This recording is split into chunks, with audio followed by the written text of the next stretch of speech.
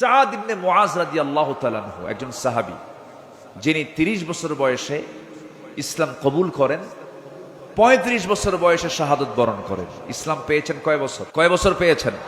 মাত্র 5 বছর। এই 5 বছরে তিনি ইসলাম পেলেন। প্রথম যে যুদ্ধ হলো বদর, বদর যুদ্ধের দিন তিনি বদরের ময়দানে দাঁড়ালেন। এই যুদ্ধটা ছিল কি সমান সমান যুদ্ধ না অসম যুদ্ধ? অসম। 313 কোথায় আর 1000 কোথায়? অশ্বরোহী কোথায় আর পদাতিক কোথায়? পায়ে হেঁটে যাওয়া আর ঘোড়ার পিঠে থেকে যুদ্ধ করা, অস্ত্র হাতে নিয়ে যুদ্ধ করা আর অস্ত্র ছাড়া যুদ্ধ করা, একটা অসম যুদ্ধ ছিল। সেই যুদ্ধের ময়দানে এই সাদ বিন মুআজ রাদিয়াল্লাহু তাআলা আনহু যখন আমার নবী যখন ডাকলেন, সেই বদরের ময়দানে দাঁড়িয়ে তিনি বলছেন, ফাওয়াল্লাযী বাআসাকা বিল হক, আল্লাহর কসম করে বলছি যিনি আপনাকে সত্য সহ প্রেরণ করেছেন, লাউস্তাআরাতু বিনা হাযাল বাহর, হে রাসূল আপনি যদি আমাদেরকে সমুদ্রের দিকে অগ্রসর করতে বলেন, আমরা অগ্রসর হব, ঝাঁপিয়ে পড়ব, আপনার আনুগত্যের বাইরে আমরা এক চুল পরিমাণ যাব না। জোরে বলে সুবহানাল্লাহ।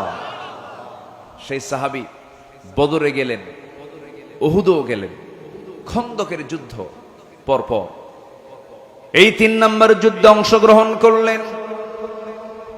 মাত্র 5 বছর তিনি ইসলাম পেয়েছেন, 30 বছরের দিন গ্রহণ করলেন, 35 বছরে দুনিয়া থেকে বিদায় নিলেন। খন্দকের পরীক্ষা খননের যুদ্ধের ময়দানে যখন তিনি উপস্থিত, যুদ্ধ শেষ হওয়ার মাঝেই একটা আক্রমণ তার প্রতি করা হলো, রক্তক্ষরণ শুরু হয়ে গেল। সে রক্তক্ষরণে তিনি রক্তশূন্যতায় পড়ে গেলেন। এক পর্যায়ে তাকে বাঁচানো গেল না, তিনি দুনিয়া থেকে বিদায় নিলেন।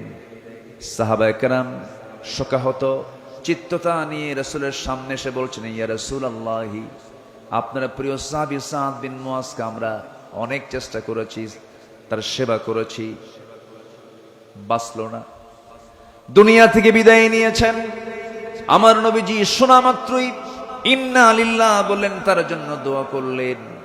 এবং আমার নবীজি বলেন, সাহাবীরা শোনো, আমার এই প্রিয় সাহাবীর মাত্র 5 বছরের ইসলামের আনুগত্যের মধ্য দিয়ে সে যে জীবন যাপন করেছে, আল্লাহ পাক তার এই মৃত্যুতে এত বেশি খুশি হয়েছেন যে আরশ আজিম পর্যন্ত প্রকম্পিত হয়েছে। ইহতাজ্জাতিল আরশ, আরশ প্রকম্পিত হয়েছে তার মৃত্যুতে। মানে আরশ জেনে গেছে, আরশের ফেরেশতারা জেনে গেছে যে একজন আল্লাহর প্রকৃত বান্দা দুনিয়া থেকে বিদায় নিলেন। মাত্র কয় বছর? আসতে বলেন, কয় বছর? 65 বছর পার হয়, নামাজ পড়ে না। 67 বছরের বুড়া মানুষ, চামড়া কুচকে গেছে, টেনে টেনে নাপিতকে কয় দাড়িটা কেটে দে। বুড়া কি হওয়া সম্ভব? আছে না নাই?